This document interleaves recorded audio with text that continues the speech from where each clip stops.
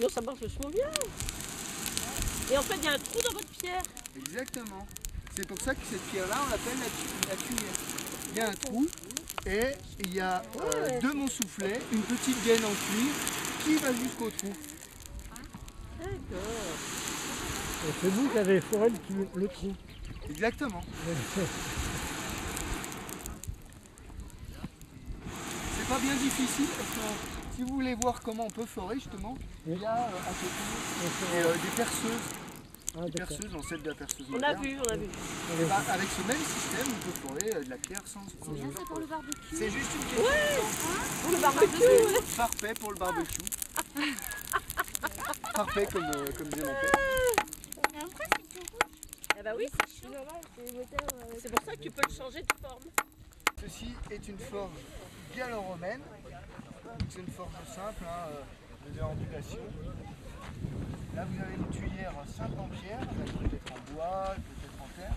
Et on a retrouvé des tuyères en terre en Y qui permettent de mettre 2 soufflets par tuyère. Et on a retrouvé également des foyers avec les emplacements de... Vous n'avez que des matrices, mais au final, chacune des matrices a une forme particulière en fonction du besoin. Et quand on met certaines de ces matrices bout à bout, mettez cette matrice-là qui sert à faire les clous, donc vous martelez votre clou, vous l'enfilez dedans, et vous matez la tête. Donc là, vous mettez cette matrice-là avec ces petites formes contre le tas, plus celle-ci, et vous avez une bigorne, comme on en a à l'heure actuelle, en plus petite taille. Si vous avez besoin d'un tas plus large, vous pouvez prendre une pierre plate que vous polissez, creusez un trou, vous l'enterrez, vous tassez la terre autour pour pas qu'elle fissure quand vous frappez dessus, et vous pouvez avoir de très grandes surfaces de travail. Voilà. Où on peut travailler un bon angle sur le silex. Et qu'il faut le retailler régulièrement pour avoir un bon angle. Là, l'angle là doit pas être trop mal, mais comme vous pouvez voir, il n'est pas droit. Donc je risque d'avoir un mal fou à faire des étincelles.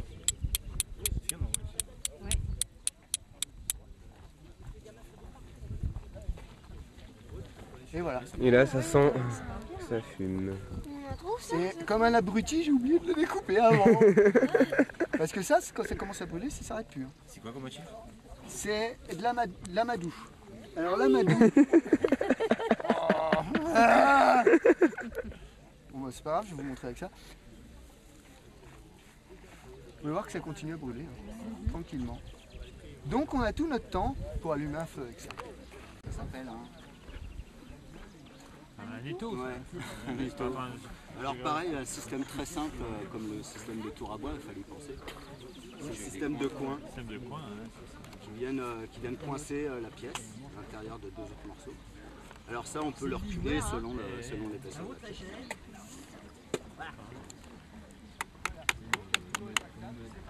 Et la pièce de bois est coincée. Pour scier avec une scie qu'on connaît de nos jours encore. Donc ça veut dire qu'en 2000 ans, l'outil n'a pas évolué parce qu'ils avaient déjà optimisé l'outil. Le système de la mêlée collée, les morceaux de bois collés les unes aux autres, entrecroisés, dans une position différente, de façon à rigidifier l'ensemble et à le solidifier. Et donc c'est plus léger et plus solide qu'une pièce de bois massif, par exemple. Si on fait un bouclier dans une pièce de bois massive, déjà c'est lourd, et un bon coup de hache, ça éclate le morceau. Alors là, avec les systèmes de fines lamelles collées les unes entre les autres, ça absorbe les chocs. Et il collait les morceaux de bois avec de la colle animale. Colle de graisse de lapin ou de poisson aussi. Il y a une colle à base de vessie natatoire d'esturgeon. On approche l'outil au moment où la pièce de bois revient vers soi.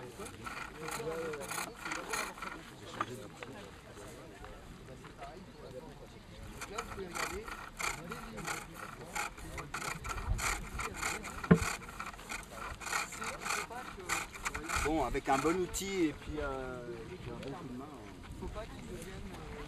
En plus, c'est la partie des fesses, la croupe, pour faire de la semelle. La partie qui est sur le dos, ouais, ou sur la partie qui est sur le dos, quand elle est entière, on appelle ça du collet.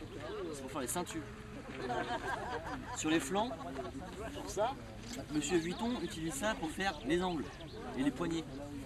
c'est les flancs de la vache ça, donc c'est plus fin encore que la ceinture. En fait, si je prends que juste cette partie-là de la peau, à peu près, chez le tanneur, il va le fendre, il a des machines à rouleau, il fait une fente, il enclenche tout dans une rainure, le rouleau roule, ça déchire la peau dans le sens de la longueur, à l'épaisseur voulue, et ça donne une vachette. Et le reste de la peau, on va en faire de la croûte de cuir. Ça. Et encore une autre épaisseur qu'on réduit en charpie, et on fait de la colle avec.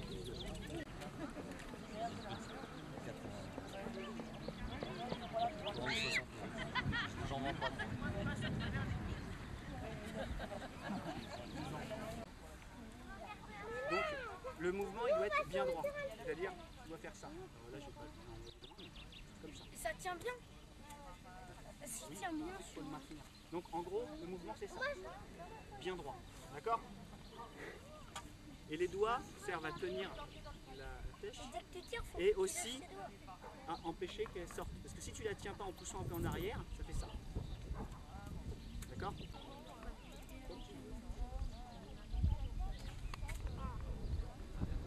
Hop. À la main.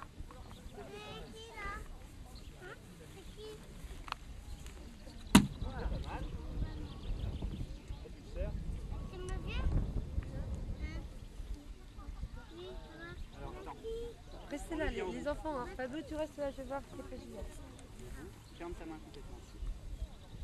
Bien tenir, faut pas jeter trop plus haut. Et bien droit. Les deux doigts bloquent, t'as compris? Et tu tires bien droit. Avance ton pied là, pour être plus stable. Et là, tu tires bien droit. Ouais, pas mal. Bizarre quand même. Non, vous trouvez pas que c'est bizarre une pipe chez les Gaulois? Oui. Alors où est-ce que j'ai retrouvé, où est-ce que j'ai retrouvé ça? Parce que c'est une vraie, une authentique. Bien sûr que non, c'est une reproduction. Où est-ce qu'on a retrouvé cette pipe là? Selon vous, dans une tombe, période Hallstatt. Et c'est une pipe. Alors ça peut peut-être être autre chose. À chacun d'imaginer, de donner son avis. Imaginons un foyer, enfin du moins un trou avec une longue tige perforée. Il va jusqu'au bout. Je sais pas moi, la première chose qui m'est venue à l'esprit, c'est une pipe. Hein. À moins que ce soit peut-être un canon. Vous pouvez entendre. Allô. Alors, la question qu'on peut se poser légitimement, c'est qu'est-ce qu'on peut fumer là-dedans? En fait, il y a plein de choses. Hein, on peut fumer de la salade, de l'ortie, etc. Ou des plantes médicinales. Et puis, comment le fumer? Parce que c'est trop large pour pouvoir tasser son tabac. Alors, qui aurait une idée? Qu'est-ce que je peux faire puisque je ne peux pas l'allumer? Bah, même quand je l'allume, ça s'éteint. C'est trop large. Il faut le tasser. Même, vous voyez, il faut tasser le tabac pour pouvoir le fumer. Pas le tabac. Braise. Nous sommes d'accord? Braise dedans. Exactement. Moi, en tout cas, du moins, c'est ce que j'ai testé. Il y a une brasse dedans, comme pour un narguilé, ça fonctionne très très bien. Je vous montrerai bien comment on fait, mais bon, c'était pas super ludique pour les enfants. Par contre, je peux vous parler de la forge.